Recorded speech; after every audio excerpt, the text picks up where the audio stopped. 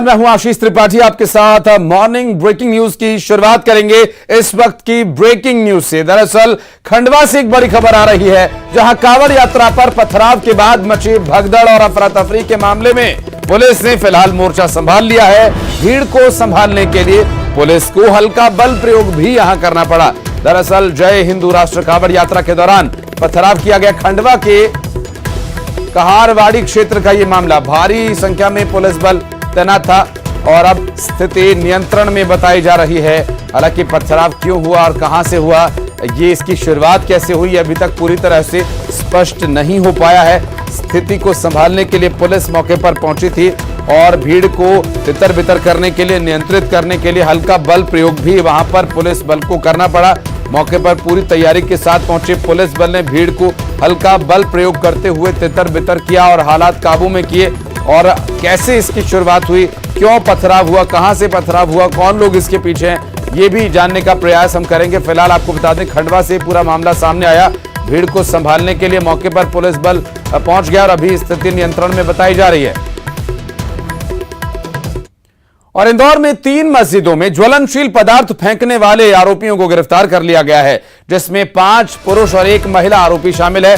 मुख्य आरोपी का आपराधिक रिकॉर्ड भी निकला है। दरअसल सभी जो आरोपी अब तक बताए जा रहे हैं वो एक दूसरे के परिचित हैं। मल्हारगंज थाना क्षेत्र की यह घटना, सुनियोजित तरीके से घटना को वारदात को अंजाम दिया गया, ऐसी आशंका जताई जा रही है। चूंकि जो सभी आरोपी हैं वो आपस में एक दूसरे को जानते हैं। इसमें 5 आरोपी पुरुष हैं, जबकि 1 महिला आरोपी भी इसमें शामिल है, जिसे गिरफ्तार किया गया।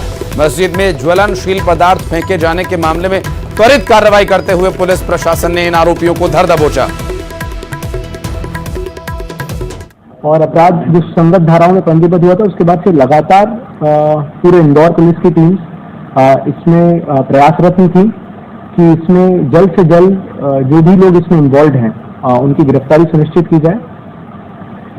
इसमें सभी टीम्स की प्रयास से जो सफलता मिली है।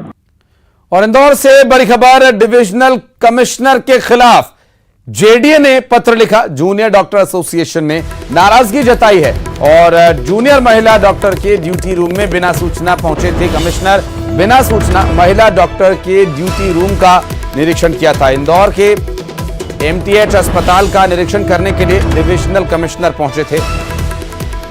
दरअसल डिविजनल कमिश्नर के खिलाफ जेडीए ने पत्र लिखा और इस पूरे कार्रवाई में डिविजनल कमिश्नर के खिलाफ क्या एक्शन लिया जाता है, अभी तक ये स्पष्ट नहीं हो पाया, जबकि जूनियर डॉक्टर्स की तरफ से नाराजगी जताई गई है। और सिंगरौली से बड़ी खबर, मोरवा गोलीकांड का एक आरोपी गिरफ्तार कर लिया गया है। उत्तर प्रदेश और मध्य प्रदेश के खनहना बॉर्डर से पुलिस ने इसे गिरफ्तार किया। 10,000 का इनामी है आरोपी। दरअसल मुख्य आरोपी सिंगरौली विधायक का बेटा अभी भी फरार है। इस पूरे मामले में खनहना बॉर्डर पुलिस ने कार्रवाई करते हुए आरोपी को गिरफ्तार किया, जबकि मुख्य आरोपी जो सिंगरौली विधायक का बेटा है वो अभी भी फरार है। इसकी तलाश की जा रही है। पुलिस ने 10,000 के इनामी आरोपी को गिरफ्तार कर लिया है, जबकि इस पूरे मामले में खनहना पुलिस ने कार्रवाई करते हुए आरोपी को गिरफ्तार किया है। और ग्वालियर में एमए की छात्रा ने खुदकुशी कर ली। दरअसल बॉयफ्रेंड की प्रताड़ना से तंग आकर उसने यह कदम उठाया। ऑनलाइन गेमिंग के दौरान पंजाब के एक शख्स रवि वाल्मीकि से उसकी दोस्ती हुई थी और ग्वालियर आकर रवि वाल्मीकि ने छात्रा के साथ कुछ तस्वीरें ली। सगाई होने पर छात्रा ने रवि से नाता तोड़ लिया और बॉयफ्रेंड रवि ने छात्रा के फोटोज वायरल कर दिए। 3 महीने पहले छात्रा की सगाई टूट गई थी और सगाई तोड़वाने के बाद भी छात्रा को वो परेशान करता रहा। छात्रा ने जनकगंज पुलिस से भी शिकायत की, लेकिन पुलिस ने पूरे मामले में कोई कार्रवाई नहीं की। जनकगंज थाने की गोल पहाड़िया इलाके का यह पूरा मामला है, जहां प्रताड़ित होकर पुलिस की भी मदद न मिलने पर छात्रा ने सुसाइड करने का विचार बनाया और खुदकुशी कर ली। और भिलाई में डेंगू का प्रकोप थमने का नाम नहीं ले रहा। एक बार फिर से 3 नए मरीज सामने आए हैं। अलग अलग इलाकों से मिले 3 मरीजों के फिलहाल इलाज किया जा रहा है। जुलाई से लेकर अब तक 26 नए मरीज मिल चुके हैं। भिलाई का सेक्टर 2 डेंगू का हॉटस्पॉट बना हुआ है। एक ही परिवार के 3 सदस्य यहां संक्रमित बताए जा रहे हैं डेंगू से, और इस पूरे मामले में फिलहाल उन्हें इलाज तो दिया जा रहा है, लेकिन लोगों को कैसे डेंगू से बचाया जा सके, इसके लिए प्रशासनिक स्तर पर क्या कोशिश हो रही है, प्रशासनिक लेवल पर कोशिश का क्या परिणाम है, वो देखने का विषय होगा। भिलाई में डेंगू के मामले थमने का नाम नहीं ले रहे। और अंबिकापुर से बड़ी खबर आपको बता दें, मेडिकल कॉलेज अस्पताल का प्लास्टर गिर जाने की वजह से महिला कर्मचारी को चोट आ गई। दरअसल पुरुष सर्जिकल वार्ड की घटना बताई जा रही है। खिड़की और छत का प्लास्टर गिर जाने की वजह से वहां मौजूद महिला कर्मचारी को चोट आई है। और अंबिकापुर से पूरा मामला मेडिकल कॉलेज का सामने आया, जहां पर प्लास्टर गिरने की वजह से महिला को चोट आई। महिला कर्मचारी उस वक्त वहां पर मौजूद थी। खिड़की और छत का प्लास्टर गिर जाने की वजह से यह हादसा हुआ। प्लास्टर का गिरना स्वाभाविक है, निर्माण कार्य के दौरान इस घटिया सामग्री के इस्तेमाल का ही कारण हो सकता है। और अब क्योंकि बहुत ज़्यादा पुराना भी ये कोई भवन नहीं है, ऐसे में मेडिकल कॉलेज अस्पताल में लोगों की जान कितनी खतरे में है आप अंदाज़ा लगा सकते हैं, जहां पर कर्मचारी भी सुरक्षित नहीं है।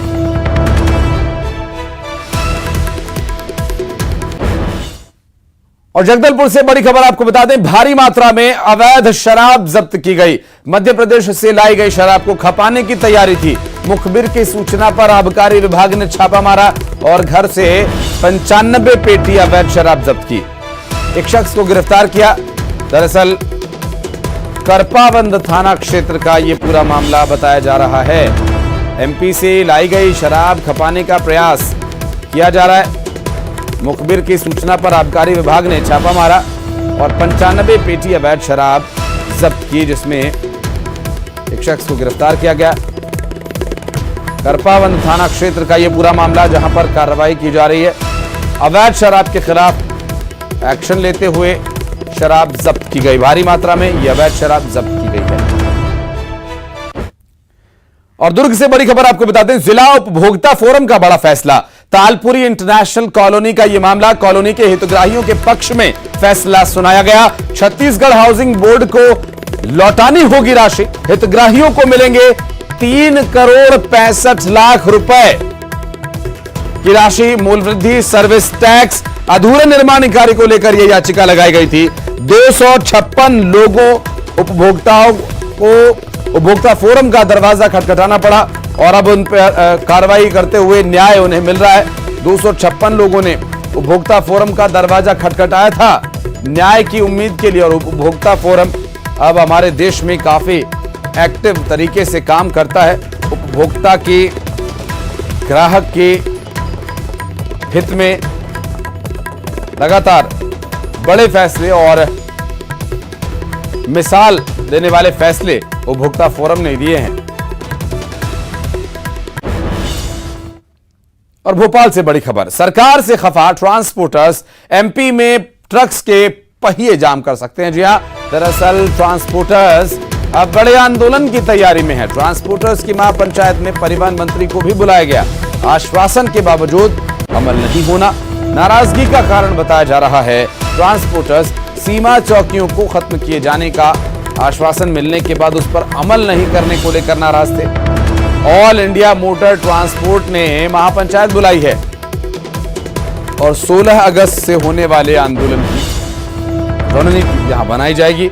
और इस रणनीति का क्या असर धरातल पर होगा, ये देखने का विषय होगा। क्योंकि ट्रक्स की या ट्रांसपोर्टर्स की अगर हड़ताल होती है तो जो एक जगह से दूसरी जगह आवश्यक सामान भेजे जाते हैं, ज़रूरत के सामान भेजे जाते हैं, उस पर सीधा असर इसका पड़ेगा। चाहे वो फल सब्जी हो, खाने पीने की वस्तुएं हों, दवाइयाँ हों या फिर कुछ अन्य सामान, क्योंकि रोज़मर्रा के जीवन में लोगों के, उपभोक्ताओं के काम आता है। ऐसे में ट्रांसपोर्टर्स की हड़ताल से इसका सीधा असर पड़ेगा।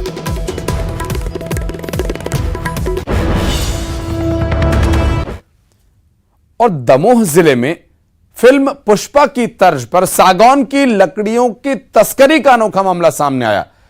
अगर फिल्म आपने देखी होगी तो आपको याद होगा कि उसमें किस तरह से तस्कर लकड़ियां काट कर नदी में फेंक देते हैं और नदी से लकड़ियां तैरती हुई प्रदेश से बाहर निकल जाती हैं और सुनसान जगह से उन लकड़ियों को उठा लिया जाता है। दरअसल दमोह जिले में जोरदार बारिश की वजह से नदी नाले उफान पर हैं और इसका फायदा उठा रहे हैं वन माफिया।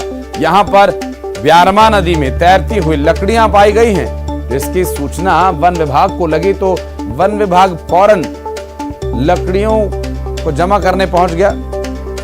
लकड़ियों की तस्करी के एक दूसरे से बांध कर इन्हें नदी में फेंका गया था और वन अमले ने लकड़ियों को नदी से बाहर निकालकर अब अपने कब्जे में ले लिया है।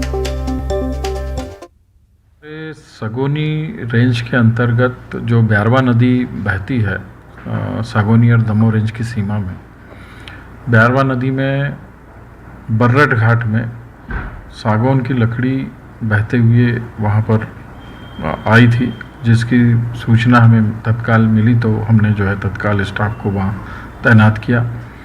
तैनात करने के बाद जब लकड़ी बहते हुए आई तो हमने उसको तत्काल जब्त किया।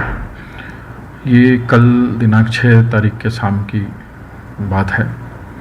इसमें हमने अभी लकड़ी को जब्त कर लिया है, लगभग 1 घन मीटर के आसपास है और उक्त लकड़ी लावारिस ही पड़ी थी, अब बहकर आई थी और अभी कोई अभियुक्त उसमें मिले नहीं हैं। अभियुक्तों की तलाश जारी है। और मुरैना में शहर के व्यस्ततम इलाके में दिन दहाड़े एक मनचले ने महिला के साथ छेड़छाड़ की और तभी महिला ने उसके होश ठिकाने पर लगा दिए। दरअसल महिला ने चप्पल से उस मनचले की इतनी धुनाई कर दी और करीब 10 मिनट तक उसकी पिटाई करती रही और दरअसल मनचले की तरफ से भी महिला पर पलटवार किया गया। महिला बाजार से खरीदारी करके अपने घर जा रही थी। इस बीच उसके पास आकर एक मनचला चलने लगा। महिला ने जब इससे आपत्ति जताई तो वो दुर्व्यवहार करने लगा और महिला ने पहले तो उसे डांटा, लेकिन जब वो नहीं माना तो चप्पल और पत्थर से उसकी धुनाई शुरू कर दी। हालांकि महिला ने इस पूरे मामले में थाने में कोई शिकायत नहीं दी है, जिस वजह से पुलिस ने भी इस पर कोई कार्रवाई नहीं की।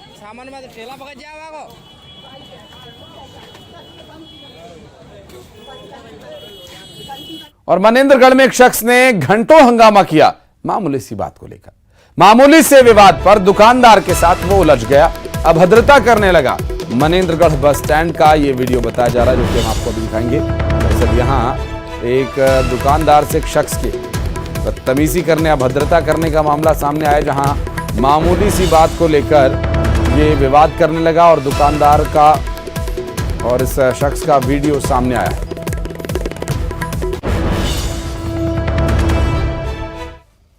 बलरामपुर से बड़ी खबर आपको बता दें, हाथियों का उत्पात लगातार जारी है।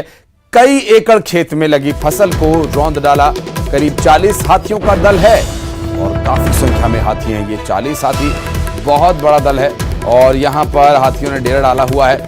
2 दिन से लगातार फसलों को ये बर्बाद कर रहे हैं। हाथियों की मौजूदगी से ग्रामीणों में दहशत है। वाड्रफ नगर वन परिक्षेत्र के कोंडारी झुमेला पारा का ये पूरा मामला आप देख सकते हैं तस्वीरों में। हाथियों के पैरों के निशान यहाँ पर दिखाई दे रहे हैं। फसलों को पूरी तरह से कुचलकर खराब कर रहे हैं और कई एकड़ खेत में लगी फसलों को हाथियों ने रौंद डाला। 40 हाथियों का दल यहाँ से गुजरा था, जिससे फसलें पूरी तरह से तबाह हो गई। 2 दिन से लगातार फसलों को बर्बाद कर रहे हैं, खेतों से होकर गुजरते हैं और हाथियों की मौजूदगी से ग्रामीणों में भी दहशत है और नुकसान होने से भी उन्हें परेशानी हो रही है। जहां आज के दौर में इंसान मतलब के रिश्तों पर ज्यादा भरोसा जताते हैं, ऐसे में सूरजपुर के छोटे से गांव में एक बेजुबान ने ममता की तस्वीरें इंसानी सोच से परे करके दिखाई। एक डॉगी बिल्ली के बच्चे की मां बन गया।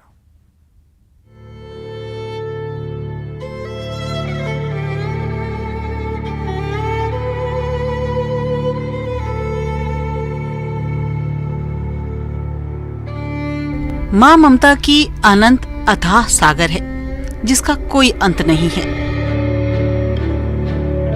इंसान भले ही दया ममता को लेकर कंजूस होता जा रहा हो, लेकिन जानवर ममतामयी हैं। जानवर सिर्फ बात नहीं कर पाते, पर भावनाओं को इंसान से ज्यादा समझते हैं। आज के समाज में इंसानियत, मानवता, ममता जैसे रिश्तों पर कई बार सवाल खड़े करने वाली तस्वीरें सामने आ जाती हैं। लेकिन एक ऐसा गांव है जहां की ममता भरी तस्वीर देखकर आप खुश हो जाएंगे। यहाँ बिल्ली के बच्चों के लिए डॉगी की ममता देख आप दंग रह जाएंगे।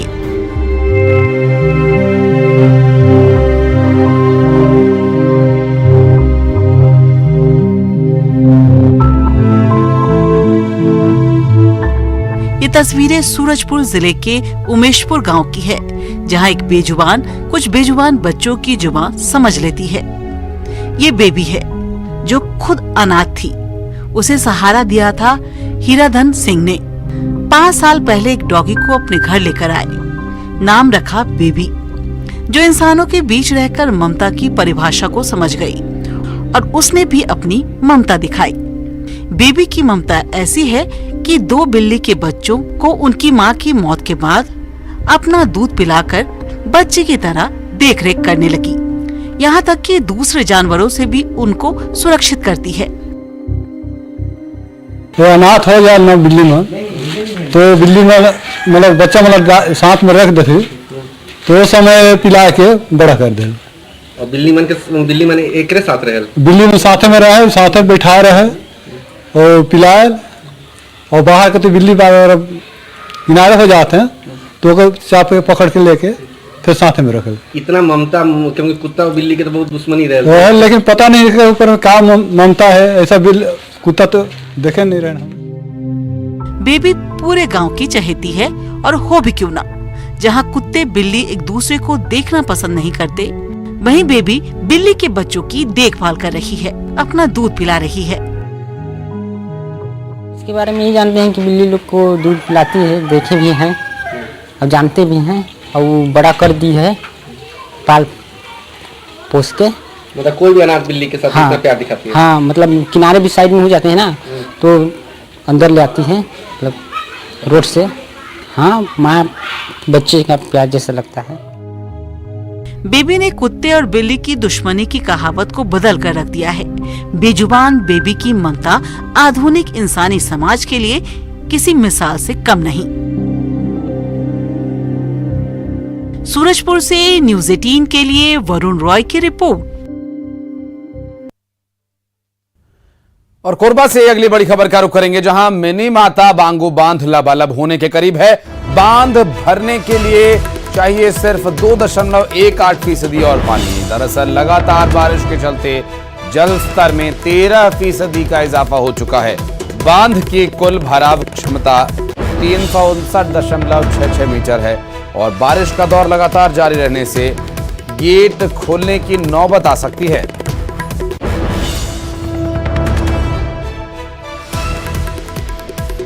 अगर कुछ और बारिश हुई तो जाहिर है बांध लगभग पूरा भर जाएगा और ऐसे में बांध के गेट खोलने पड़ेंगे, जिससे निचले इलाकों में पानी भरने की भी संभावना बनी रहेगी।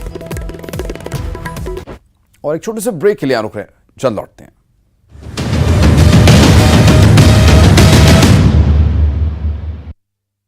Headlines presented by